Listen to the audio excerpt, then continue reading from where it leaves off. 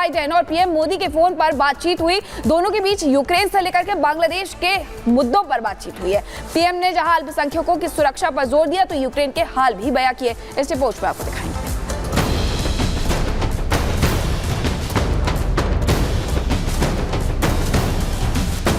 प्रधानमंत्री नरेंद्र मोदी जब यूक्रेन के दौरे पर गए थे तो पूरी दुनिया की उन पर नजर थी। सबको उम्मीद थी कि पीएम मोदी वहां से युद्ध विराम का संदेश लेकर आएंगे। उनके लौटते ही सोमवार को पीएम मोदी के सबसे पहले बात अमेरिकी राष्ट्रपति जो बाइडेन से हुई। पीएम मोदी और अमेरिका के राष्ट्रपति जो बाइडेन के बीच फोन पर बातचीत हुई। दोनों नेताओं ने द्विपक्षीय संबंधों पर लंबी चर्चा की। इस बीच यह भी बताया गया कि पीएम मोदी और अमेरिकी राष्ट्रपति के बीच रूस यूक्रेन युद्ध को लेकर बातचीत हुई। पीएम मोदी के यूक्रेन से लौटने के बाद जो बाइडेन से बातचीत के अलग कूटनीतिक मायने हैं। इस बातचीत के बाद पीएम मोदी ने एक्स पर लिखा, अमेरिकी राष्ट्रपति जो बाइडेन से फोन पर बात की। हमने यूक्रेन की स्थिति सहित विभिन्न क्षेत्रीय और वैश्विक मुद्दों पर विस्तार से विचार विमर्श किया। मैंने शांति और स्थिरता की शीघ्र वापसी के लिए भारत के पूर्ण समर्थन को दोहराया। हमने बांग्लादेश की स्थिति और वहां बंगाली हिंदू अल्पसंख्यकों की सुरक्षा पर भी चर्चा की। बांग्लादेश के मुद्दे पर दोनों देशों के बीच इसलिए चर्चा भी अहम है क्योंकि कहा जा रहा है कि बांग्लादेश में जो कुछ हुआ उसके लिए अमेरिका जिम्मेदार है। ब्यूरो रिपोर्ट और रिपब्लिक भारत। तो पीएम मोदी और बाइडेन के बीच जो बातचीत हुई वो बातचीत काफी अहम है और बातचीत में क्या कुछ रहा ये व्हाइट हाउस की तरफ से भी बयान जारी किया गया है। क्या कुछ कहा गया है वो आपको ग्राफिक्स के जरिए भी बताते हैं। देखिए, बाइडेन ने मोदी के दौरे को ऐतिहासिक बताया है। ये बयान सामने आया है व्हाइट हाउस की तरफ से। यूक्रेन को मानवीय मदद की तारीफ की है। इसके अलावा मोदी के शांति प्रयास की भी बाइडेन ने तारीफ की, सराहना की और जो प्रयास लगातार प्रधानमंत्री नरेंद्र मोदी की तरफ से शांति बनाए रखने के किए जा रहे हैं इसकी तारीफ करते हुए बाइडेन नजर आए। इसके अलावा राष्ट्रपति बाइडेन ने पीएम मोदी से बातचीत की और ये बातचीत कई घंटों तक फोन पर हुई। मोदी के पोलैंड और यूक्रेन दौरे पर भी चर्चा हुई है और बाइडेन ने कहा कि उनका जो ये दौरा रहा वो ऐतिहासिक दौरा है। ये कहा है बाइडेन की तरफ से कहा गया। यूक्रेन को मानवीय मदद की भी तारीफ बाइडेन की तरफ से की गई।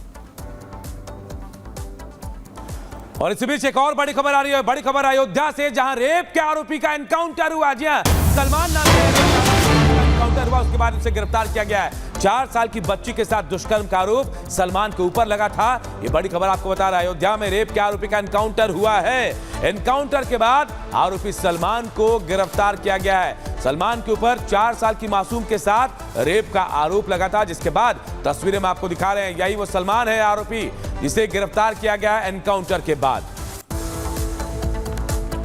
द्वारा सूचना थाना महाराजगंज के सचिव अमरजीत की टीम को प्राप्त हुआ था कि अभियुक्त एमी आलापुर के तारापुर मोड़ के पास से इसके भागने की सूचना है। इस सूचना पे पुलिस टीम के द्वारा जब गिरफ्तारी का प्रयास किया गया तो पुलिस टीम पे जान मारने की नीयत से लक्ष्य करके फायर किया गया। दौरान पुलिस मुठभेड़ अभियुक्त को गिरफ्तार किया गया है। और तस्वीरें अब आपको लंदन की दिखाते हैं। लंदन की एक बहुमंजिला इमारत में आग इस कदर लग गई कि वहां पर 100 गाड़ियां बुलाई गई और उसे बुझाने का प्रयास किया गया है। ये तस्वीरें आप देख सकते हैं। लंदन में एक बहुमंजिला इमारत में ये भीषण आग लग गई। दमकल की 100 से ज्यादा गाड़ियां आग बुझाने के मिशन में लगी रही। इमारत में रहने वालों का रेस्क्यू किया गया। तो ये तस्वीरें देख करके आप अंदाजा लगा सकते हैं कि आग कितनी भयावह है और इसे बुझाने के लिए 100 से ज्यादा फायर ब्रिगेड की गाड़ियों को मौके पर पहुंचाया गया ताकि आग को किसी तरीके से काबू किया जा सके। लेकिन ये तस्वीरें ये बताती हैं कि आग पूरी बिल्डिंग को अपने कब्जे में ले चुकी है और पानी की जो बौछारें हैं वो भी साफ तौर पर यहां देखने को मिल रही हैं। आग को बुझाने का प्रयास किया जा रहा है, लेकिन ये तस्वीर आप देखिए कि किस तरीके से यहाँ पर फायर ब्रिगेड की टीम है जो इस पर काबू पाने के लिए लगी हुई है। लेकिन कई ऐसे लोग हैं जिनका रेस्क्यू भी इस दौरान किया गया।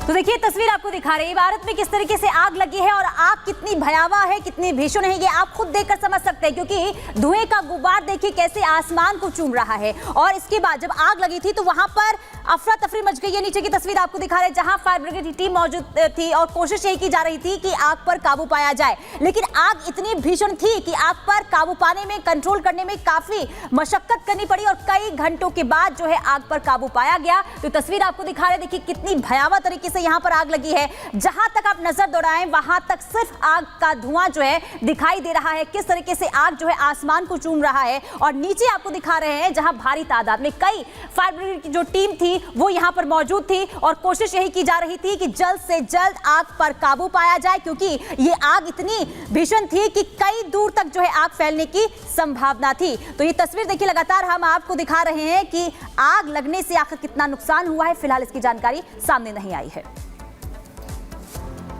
और अगली खबर इंडोनेशिया से, जहां ज्वालामुखी के फटने से अचानक जो यात्री वो दहशत में आ गए। बताया जा रहा है कि यात्री बिना परमिशन के यहां पर पहुंचे थे, जिसके बाद ये ज्वालामुखी फटा और ये डर के साए में आ गए। रिपोर्ट आपको दिखाते हैं।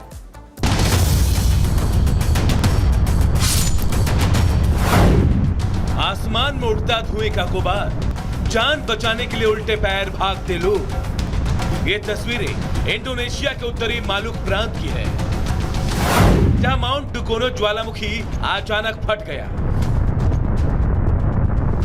जिससे वहां धुएं का गुबार उठने लगा और देखते ही देखते ज्वालामुखी शिखर से करीब 1000 मीटर ऊपर तक पहुंच गया। ज्वालामुखी के भयानक रूप को देखकर पर्वत की चढ़ाई कर रहा पर्यटक का समूह दंग रह गया। यही नहीं, उनकी जान हलक में आ गई। आलम यह हो गया कि पर्वतरोही अपनी जान बचाने के लिए पीछे की तरफ दौड़े और खतरनाक ढलान से नीचे उतरने लगे। इस घटना में सभी पर्यटक बाल बाल बच गए।